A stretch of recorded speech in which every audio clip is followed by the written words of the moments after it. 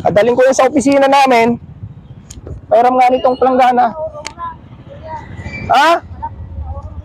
Hindi na, kukunin ko na to lahat na. Ipasensyahan tayo ha. Sinabihan ba kayo kanina ng mga tauhan ko? Hindi kayo sinabihan? Kasi kung sinabihan kayo kanina ng tauhan ko na dapat sumunod ho kayo. Ay, wala naman napunta. Di ba wala naman napunta dito, no? Ha? Napunta dito tayo, kuya. Ay nako, dapat ho kasi nasunod kayo para hindi kayo mamurble. Napunta dito. Wala ba talagang pumunta sa'yo kanina? Dadalhin ko na to sa opisina ko ha. Sunod na lang kayo sa opisina ko. Nay! Hindi ho ba delikado yung katayuan nyo dito? Hindi naman po. Eh baka ho kayo masagasaan. Agad ako dito, kuya. Eh taga traffic division ako. Kilala nyo ba ako?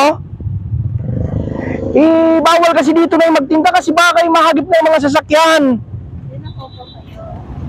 Ha? Hindi naman po. Nasa kami naman po kami. Eh ganito na lang. Kukunin ko na lang lahat ng paninda mo. Oo. Kasi bawal ho kayo dito magtinda, Nay. Kaya po. Oo. Kilala niyo ho ba ako? Hindi na po. Ako po, taga-traffic division ho ako. Mapapagalitan ako ng bus pag naikutan ho kayo dito.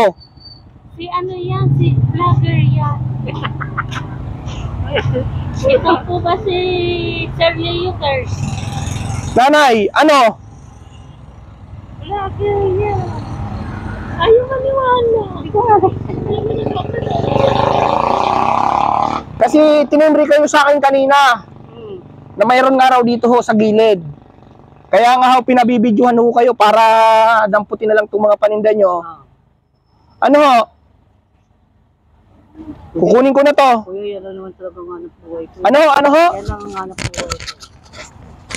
Ano ho, nanay? Ano ho? Yan lang po talaga ang hanap buhay ko. Wala naman ako ang hanap buhay. Eh, bawal nga ho rito maglagay. Eh, kung masagasaan ho kayo dito. Sabi ko po. So, anong gusto nyong mangyari? Wala. Hindi ko na ito kukunin. Eh, ako naman ho ang mapapagalitan ng bossing ko, nanay. Kaysa matanggalan ako ng trabaho. O, kukunin ko yan, ha? Adaling ko yan sa opisina namin. Pairam nga nitong planggana. Ha? Hindi na, kukunin ko na to lahat na. Ipasensyahan tayo, ha? Sinabihan ba kayo kanina ng mga tauhan ko? Hindi kayo sinabihan? Kunin ko na lang to, dadalhin ko to sa opisina, ha? Halika dito!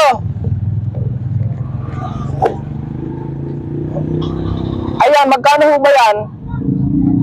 Sa doon po yun. Kasama ko yun. Eh kahit na, lahat yan kukunin ko, dadalhin ko sa opisina.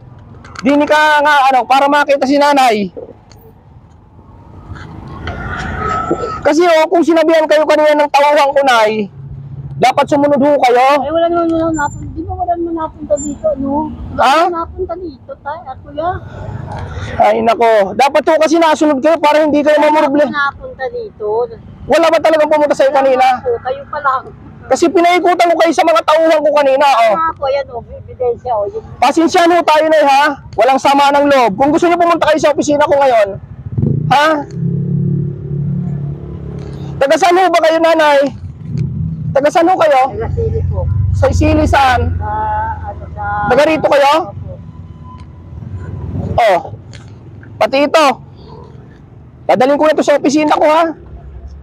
Sunod na lang kayo sa opisina ko. Hindi nyo ba alam? Ay, sumama kayo sa akin. O bakit kanina kanina tinatawanan nyo ako? Eh ngayon, bakit parang iiyak na kayo? Ha? Ayan mga idol, paiyak na si nanay. Nanay, kumusta po kayo? Kumusta kayo? Kumusta kayo? May sakit pa yung mister po. Okay, sakit yung mister niya. kanina mga ka-idol, tinatawanan ako ni nanay. Ngayon, paiyak na siya. Kumusta po kayo, nanay? Okay lang. Ayan, tears of joy.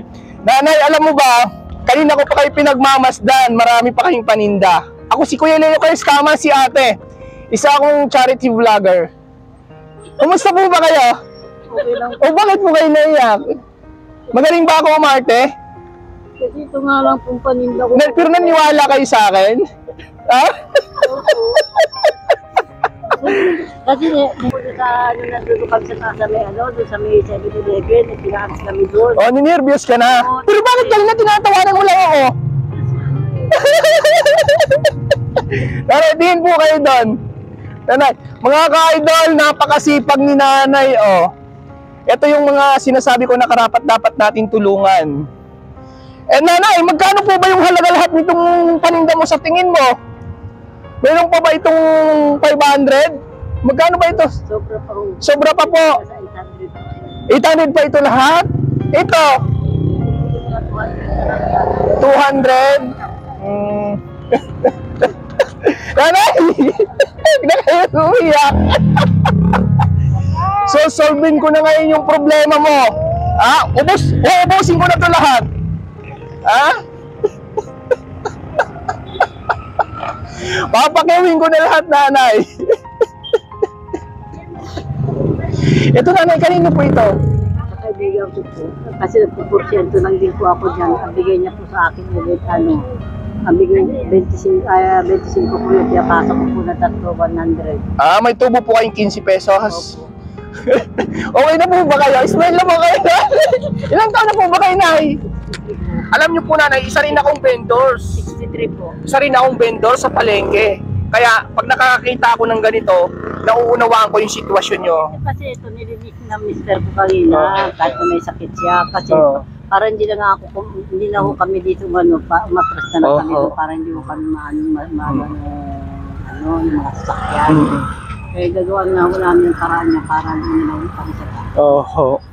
So, may sakit pa yung asawa ko. Kahit may sakit na dyan. naglinis siya. Para may maganda lang mapapusto. Sabi ko, umuwi ka na kasi hindi ka pa masyadong magaling. Binigyan nga po kami yun, yung kabila doon, binigyan nga ako ng pamilya ng gamot ng asawa ko. Ano naman po, nakakaya naman, pareho naman lang din kami vendor, kasi magbibigay pa ako sa akin. Sabi ko, huwag na lang muna. Magkano po ba yung pambili ng gamot? Binigyan niya ako, nagtanong ako sa Mercury, lalo ko lang 200 po. Pero, kulang 200. O sige, bibigyan pa kita ng pambili ng gamot ng mister nyo ngayon, ha? hindi mo talaga ako. Okay na nga na. Nanay, ha? Huwag na kayong umiyak, ha? Etong lahat ng to, papakiwin ko na to. Para hindi ka na mamroblema, tapos yung pambili ng gamot ng mister nyo, susolving ko na rin, ha? Akin na yung palad nyo.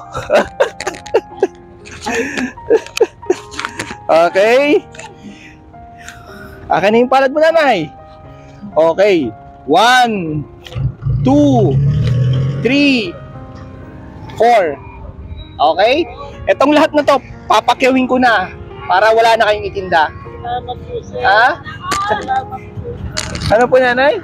Maraming salamat po. Okay na po kayo? Payakap ka po. Napakasipag nyo po, nanay.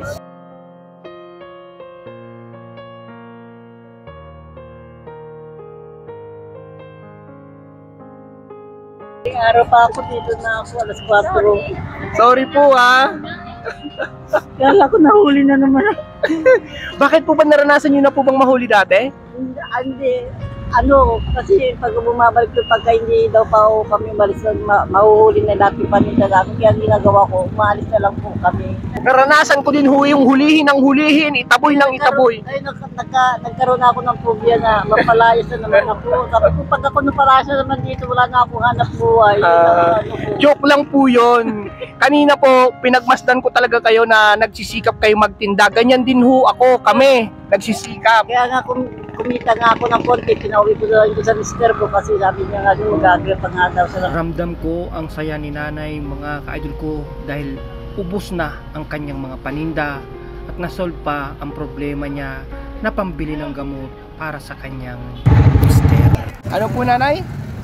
Yung pinakasama ko, pangalawa na lang kuya kasi byuda na po ako. Oo. Tapos yung ako, may anak ako sa una, 6, may mga pamilya na po. Hindi naman ako pwede humingi ng tulong doon dahil may mga anak na naman yung pinaaral.